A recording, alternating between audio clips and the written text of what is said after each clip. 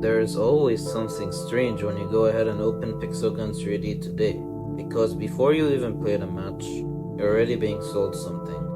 A bundle here, a limited time offer here, a special deal. Everywhere you look, there's another reason to spend money or another advertisement waiting to be watched. And speaking of advertisements, if you want to stay free to play, then get ready to get comfortable watching ads. You would have to watch around 260 of them every season for rewards many players consider underwhelming. This is just one of the things that makes Pixelgun 3D such a fascinating oddity, because this wasn't always the game people remember. Somewhere between the offers, the passes, and the endless monetization, something changed. There has once been an update which supported low-level players, but due to the sheer greed of the developers, they reverted that update. Now the question is, how much of Pixelgun 3D is still a game, and how much of it has become a storefront?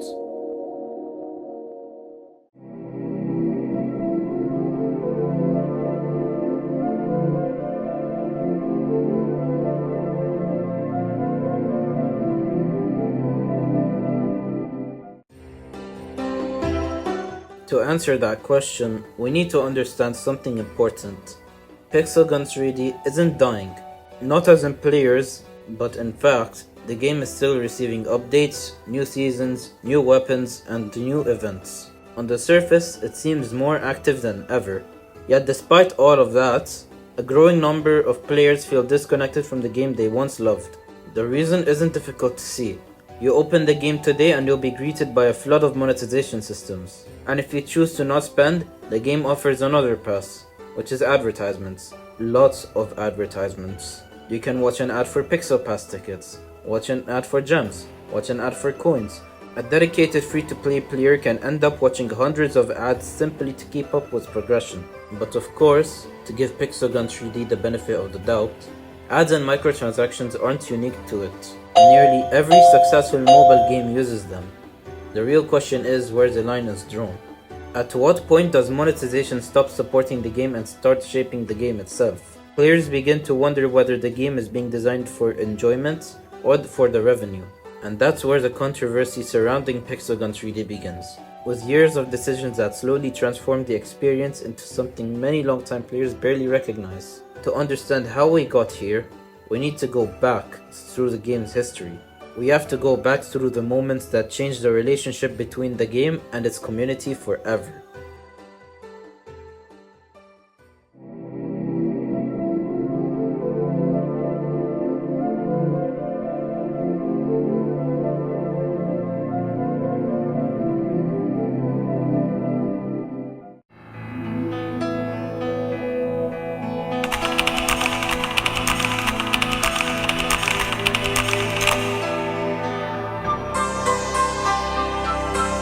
Would you look at that? It was like striking a gold mine when you found Pixelgun 3D in the golden age. It was very simple. You played matches, earned coins, unlocked weapons, and overall just had fun. Compared to what we have today, the weapon pool was much smaller, so most players had access to similar equipment. There weren't dozens of pop-up offers waiting for you every time you logged in. This was the version of Pixelgun that many players remember, because it felt fair. That's why so many players still look back on those years as the golden age of Pixelgun 3D. People believe that no feeling can replicate the feeling of playing the game. However, as the years went on, the game slowly started to change, but it's not like the game is giving up.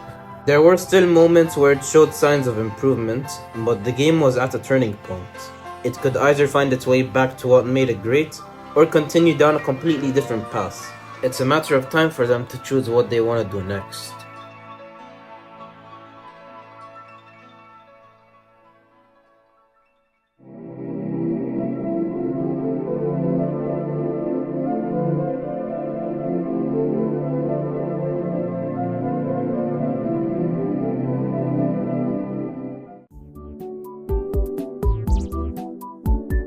As the game became more popular, clans and events became more important.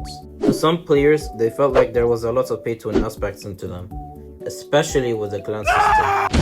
It felt like there was nothing being added to the core gameplay, and they were only making eventual updates and lottery updates to fill in the blanks. But in the end, the game was growing and it naturally had to evolve.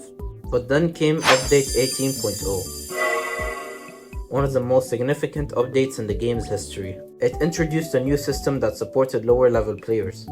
It made it easier to get new weapons and currency with this new system, so new players could stay competitive for longer without immediately falling behind. And to be honest, it's genuinely a good change. It made progression smoother and gave newer players a better chance to enjoy the game. However, some people found it controversial because of the matchmaking. It made matchmaking take a while because it made sure you matched with players within your level. There were also rotating maps that changed every few hours and rotating game modes that changed every day. It's like a coin having two sides. It solved the pay-to-win problems, but it took longer to join matches, and you could miss out on your favorite maps and game modes. And so, the developers had decided the next update that they will remove the new system entirely, making them go back to where the problem was. Looking back, the reverting of update 18.0 also marked the beginning of a different direction. As time went on, progression became tied to a bigger quantity of systems. And eventually, the game started feeling very different from the one people had grown up with. Now, something that I would have to ask you is something that should have been asked during the update itself. Would you rather sacrifice your freedom and time to level up efficiently and match with players fairly?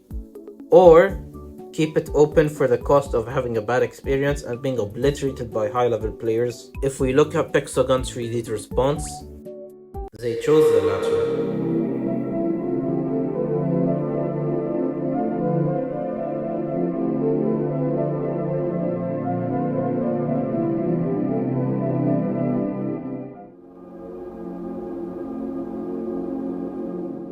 You might think that today progression would just be playing the game, but I bet you wouldn't think more about managing systems. Daily tasks, battle pass missions, event currencies, advertisements, traders ban. You got too many on your shoulder right now. The game is constantly giving players another objective to complete before the timer runs out. If you're paying, many of these disappear. But for free-to-play players, they become part of the daily routine. Now many players are logging in because they don't want to miss out the rewards before they're gone. It's literally a different feeling from playing the Pixelgun 3D that many people remember. There is so much systems designed to keep players engaged for longer, and sometimes encourage them to spend money instead. What makes this mildly annoying is that Pixelgun 3D has made YouTube shorts about pay-to-win issues. But the problem is, they don't even bother to fix it. If they know that it's a problem, then why don't they fix it? I don't see why that's so difficult. There's a huge lack of transparency, especially between the developers and the content creators, as many of them have been complaining about the same problem all over again. It's clear that in some of their other videos, they really want you to spend. Remember when I said that they chose the latter? They might be sticking to it for a while, unless a miracle happens.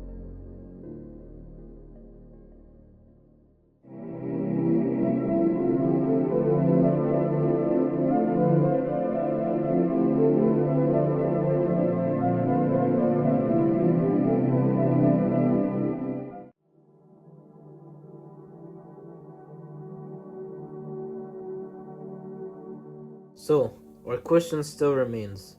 Has Pixelgun 3D actually turned into a storefront?